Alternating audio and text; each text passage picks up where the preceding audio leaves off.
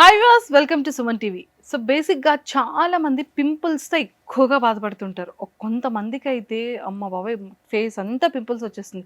కొంతమందికి ఏంటంటే ఏదైనా స్పైసీ ఫుడ్ తింటే చాలు పింపుల్స్ వచ్చేస్తుంది. కొంతమందికి ఏంటంటే పీరియడ్స్ టైంలో కూడా పింపుల్స్ అనేది ఎక్కువగా వస్తూ ఉంటుంది. ఈ పింపుల్స్ అనేది ఒక్కసారి వచ్చింది అంటే అది పర్మనెంట్గా ఉండిపోతుంది. మళ్ళీ కొంచెం పోయి మళ్ళీ వస్తుంది. మళ్ళీ మచ్చల కింద కూడా ఉండిపోతుంది. అసలు ఈ పింపుల్స్తో ఈ గొడవ ఏంట్రా బాబు, అసలు ఏం బాధరా బాబు అని అనిపిస్తూ ఉంటుంది కదా. ఆ పింపుల్స్‌ని కవర్ చేయడానికి మళ్ళీ మేకప్స్ కూడా ఏసుకోవాల్సొస్తుంది. సో, ఇన్ని టెన్షన్స్ ఉన్నాయి చెప్పండి మనకి. సో, పర్మనెంట్‌గా అసలు ఈ పింపుల్స్ ఎందుకొస్తాయి? ఈ పింపుల్స్‌కి ఏమైనా పర్మనెంట్ ట్రీట్మెంట్ ఉంటుందా? మన స్కిన్ ఇంకా నీట్‌గా, క్లీన్‌గా ఈ పింపుల్స్ లేకుండా మన స్కిన్‌ని ఎలా ట్రీట్మెంట్ చేసుకోవచ్చు? అనేది ఈరోజు నాతో పాటు క్లియర్‌గా చెప్పడానికి Neo Skin managing director doctor Padmavathi ma'am ఉన్నారు. సో, మ్యామ్‌తో మాట్లాడి చాలా విషయాలు తెలుసుకుందాం. Hello ma'am. Hello welcome to అండి. Suman hello. TV. Pimples yes. అసలు పెద్ద హెడేక్. మెయిల్ కామన్ కానీ, ప్రాబ్లమ్ ఫీమేల్ ఆల్సో. గానీ. ఎక్కువగా మెయిల్‌తో కంపారిజన్ చేస్తే ఫీమేల్‌లో ఇంకా కామన్‌గా యెస్. ఎక్కువగా ఫేస్ చేసేది ఈ పింపుల్స్ ప్రాబ్లమ్స్. యెస్. అసలు ఈ పింపుల్స్ ఎందుకొస్తాయి మ్యామ్? సో, ఎక్కువగా మనం పింపుల్స్ లేదా యాక్ని అనే వాటిని టీనేజర్స్‌లో ఎక్కువగా చూస్తూ ఉంటాము. హ్మ్. ఈ టీనేజ్‌లో మనకి హార్మోన్స్ అప్పుడే ఫార్మ్ అవుతూ ఉంటాయి. అవి ఇంబాలెన్స్ అవుతూ ఉంటాయి. కరెక్ట్‌గా ఫార్మ్ అయ్యి అవ్వకుండా ఉన్నప్పుడు సో, వాటిలో స్టిమ్యులేషన్ అనేది వస్తుంది. ఇది ఆయిల్ గ్లాండ్స్. సో, హార్మోన్స్ ఒక కాజ్ ఉంటుంది. Pollution, oily foods. So, okay. Oily foods ఒకటి, నెక్స్ట్ కొన్ని కాస్మెటిక్స్ ఇవన్నీ హ్మ్. పింపుల్స్‌ని కలగజేస్తాయి. సో, ఈ పింపుల్స్‌ని మనము ట్రీట్ చేయాలి అంటే స్టేజెస్ వైస్‌గా, గ్రేడ్స్ వైస్‌గా మనం డివైడ్ చేసుకోవాలి. So, first grade pimples.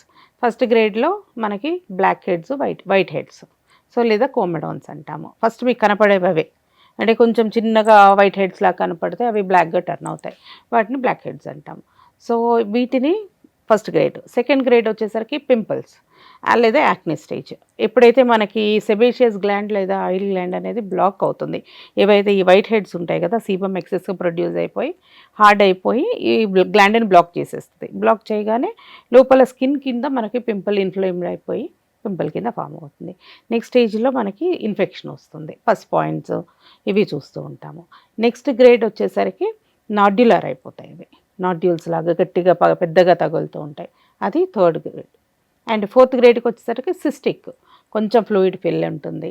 So, ఇవి ఒక 4 గ్రేడ్స్ లాగా మనం డివైడ్ చేసుకుంటాం. నాడ్యులో సిస్టిక్ కూడా ఉంటాయి. సో, అది ఫిఫ్త్ గ్రేడ్. సో, ఇట్లా గ్రేడ్స్‌గా డివైడ్ చేసుకొని మనం ట్రీట్మెంట్ ఇస్తాం. So, first grade is simple grade. మీకు అప్పుడప్పుడే స్టార్ట్ అవుతూ ఉంటుంది blackheads, whiteheads. So, వీటిని మనం రీసర్ఫేసింగ్ టెక్నిక్స్ ఉంటాయి. లైక్ మైక్రోడెర్మాబ్రేషన్, స్కిన్ పాలిషింగ్ అంటాము. సో, వాటితో మనము అప్పర్ లేయర్స్‌లో ఉన్న ఏవైతే ఉంటాయో వాటిని రీసర్ఫేస్ చేసేస్తాము.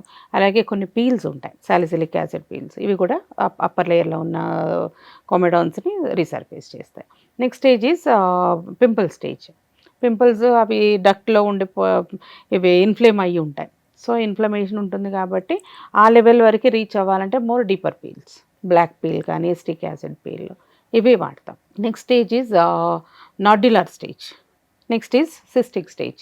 ఈ nodular and cystic stages are more deeper stages and hardened stages. So, ఇవి అంత తొందరగా మనకు ఈ పీల్స్‌కి రెస్పాండ్ కావు. సో, మనం ఏం చేస్తాం ఆ టైంలో రెటినాయిడ్స్ టాబ్లెట్స్ ఉంటాయి. సో, అవి పెడతాం. సో, వాటితో పాటు పీల్స్ చేసుకుంటూ ఒక్కొక్క స్టేజ్ చూసుకుంటూ మనం క్లియర్ చేస్తాం. ఒక 3-4 మంత్స్ రెటినాయిడ్స్ వాడుకుంటూ రెటినాయిడ్స్ వద్దు అనుకునే వాళ్ళకి మనకి క్రీమ్స్ కూడా ఉంటాయి. Retinoid creams. ఇవి 2 కంబైన్ చేస్తూ మనకి 100% రిజల్ట్ నియో స్కిన్‌లో. టోటల్ క్లియరెన్స్ అనేది ఇస్తాం. సో, మేము ఇన్ని సెట్టింగ్స్ అని చెప్పం మీకు.